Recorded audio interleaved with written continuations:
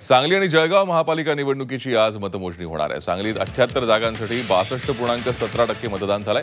सांगलीत काँग्रेस आणि राष्ट्रवादीला सत्ता मिळण्याचा अंदाज आहे, तर जळगावात कमळ फुलण्याची शक्यता आहे। जळगाव महापालिकेच्या 75 जागांसाठी 55.72% मतदान झालंय। या निवडणुकीत भाजपला 40 ते 45 जागा मिळतील अशी शक्यता आहे। मागासवर्ग आयोगाला घटनात्मक दर्जा देणारं सुधारणा विधेयक लोकसभेत मंजूर झालं। 5 तासांच्या चर्चेनंतर 406 मतांनी विधेयक मंजूर झालं। गेल्या कित्येक दिवसांपासून मागासवर्ग आयोगाला घटनात्मक दर्जा देणारं विधेयक रखडलं होतं। केंद्रीय मंत्री थावरचंद गेहलोत यांनी गेल्या वर्षी हे विधेयक मांडलं होतं। भाजपच्या खासदारांनी व्हीप जारी केल्यामुळे आज लोकसभेत भाजपच्या सर्व खासदारांनी उपस्थिती लावली। परदेशातले लोक आपल्या देशात विनापरवाना राहणं या प्रश्नाकडे माणुसकीच्या दृष्टीनं पाहणं गैरसोयीचं ठरेल असं वक्तव्य मनोहर जोशी यांनी केलंय। मी मुख्यमंत्री असताना राज्यात अनधिकृतरित्या राहत असलेल्या बांगलादेशींना ट्रेनमध्ये बसवून पाठवून दिलं होतं, पण ते कोलकात्यापर्यंत व्यवस्थित गेले, तिथून त्यांना परत देशात सोडण्यात आलं असा दावाही त्यांनी केलाय। मराठा आरक्षणाच्या मुद्द्यावरून भाजप आमदारांची मुंबईत पक्ष कार्यालयात बैठक झाली। भाजपच्या कोणत्याही आमदारानं या विषयावर राजीनामा दिलेला नाही असं पक्षातर्फे स्पष्ट करण्यात आलंय। मराठा समाजासाठी सरकारनं सुरू केलेल्या योजनांची काटेकोर अंमलबजावणी भाजप आमदार आपापल्या मतदारसंघात करतील असं बैठकीत ठरलंय। मराठा समाजाच्या आरक्षणासाठी सर्व आमदारांनी यावेळी पाठिंबा दिला। मराठा आरक्षणाचं आंदोलन शमवण्याच्या हेतूनं मुख्यमंत्र्यांनी बोलावलेल्या बैठकीसाठी 48 मान्यवरांपैकी 22 मान्यवरच सह्याद्रीवर पोहोचले। मराठा आरक्षणासाठीचं आंदोलन शांततेत करण्याचं आवाहन करण्याची विनंती उपस्थितांना करण्यात आली। मराठा आरक्षणाबाबत तातडीनं निर्णय घेतला गेला नाही तर 9 ऑगस्टला राज्यभरात मराठा आंदोलनाचं वेगळं चित्र दिसेल असा इशारा मराठा क्रांती मोर्चा समन्वयकांनी दिलाय।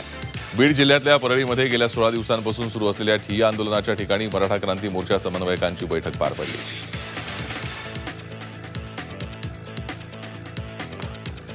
मराठा आरक्षणाच्या मागणीसाठी अमरावती जिल्हाधिकारी कार्यालयासमोर संजय महादेवराव कदम या तरुणानं रॉकेल अंगावर ओतून घेत आत्मदहन करण्याचा प्रयत्न केला।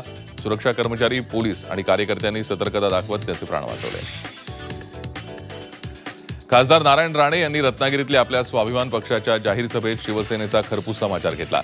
सत्तेत असून मुख्यमंत्री शिवसेनेला भेट देत नाहीत, मात्र आपल्याला मुख्यमंत्री 3 वेळा भेटतात, तर सत्तेसाठी पैसा आणि पैशासाठी सत्ता हा एककलमी कार्यक्रम शिवसेनेनं अवलंबला असल्याची टीका त्यांनी केली।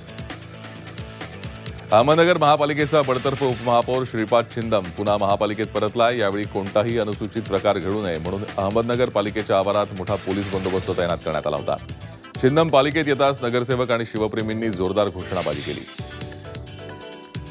आमदार रवी राणा यांच्या पत्नी नवनीत कौर राणा यांनी राजापेठ पोलीस ठाण्यात तक्रार दाखल केली आहे। त्यात जयंत बंजारी, सुनील भालेराव, कार्तिक शहा आणि आनंदराव अडसूळ यांनी संगनमत करून सोशल मीडियावरून आपली वैयक्तिक बदनामी केली आणि याबाबत आपले पती आमदार रवी राणा यांच्याकडून 1 कोटी रुपयांची खंडणी मागितल्याची तक्रार करण्यात आली आहे।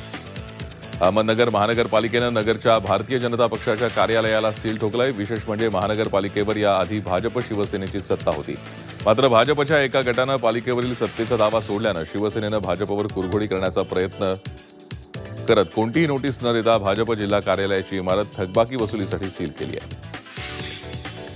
महाराष्ट्रातील जवळपास 1.25 लाख लहान मुलांचे डोळे आळशी बनलेत। या मुलांना अम्ब्लोपिया नावाचा डोळ्यांचा आजार झालाय। मोबाईल, टीव्ही आणि टॅबच्या प्रकाशामुळे लहान मुलांमध्ये हा दृष्टीदोष वाढत असल्याची धक्कादायक माहिती समोर आली आहे।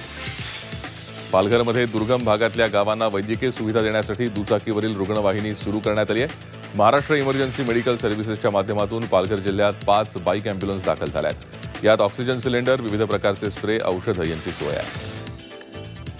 मल्टीप्लेक्समध्ये छापील किमतीनुसारच खाद्यपदार्थांची विक्री करणं बंधनकारक झालं असून जादा दरानं खाद्यपदार्थांची विक्री केल्यास संबंधित मल्टीप्लेक्सवर वैधमापनशास्त्र अधिनियम अंतर्गत कारवाई करण्यात येणार आहे। तसंच मुंबई ग्राहक पंचायतही एक मोहीम राबवणार आहे।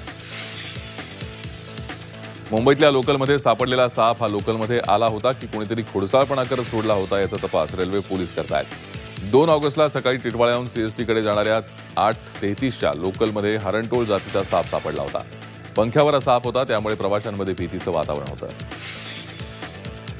फुरसुंगी कचरा डेपो विषयावरून फुरसुंगी आणि उरळी देवाची इथल्या ग्रामस्थांनी सुरू केलेलं आंदोलन गुरुवारी स्थगित करण्यात आलं। या विषयावर तोडगा काढण्यासाठी ग्रामस्थांनी पालिकेला 1 महिन्याची मुदत दिली आहे। सध्या सुरू असलेल्या मराठा समाजाच्या आंदोलनानंतर पोलीस आणि प्रशासनावर ताण येऊ नये म्हणून हा निर्णय घेतल्याचं ग्रामस्थांनी सांगितलं। उल्हासनगरच्या श्रीराम टॉकीज परिसर आणि हिराघाट भागात महापालिकेनं प्लास्टिक कारखान्यांवर छापा टाकला। या कारखान्यातून पालिका अधिकाऱ्यांनी 1 टनापेक्षा जास्त प्लास्टिक जप्त केलं। या कारखानदारांना 50,000 रुपयांचा दंड ठोठावण्यात आला असून कारखाने सील करण्यात आले।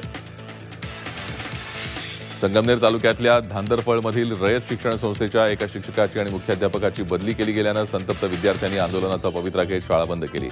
विद्यार्थ्यांच्या समर्थनासाठी पालक आणि ग्रामस्थांनी एकत्र येत कार्यालयाला कुलूप ठोकलं।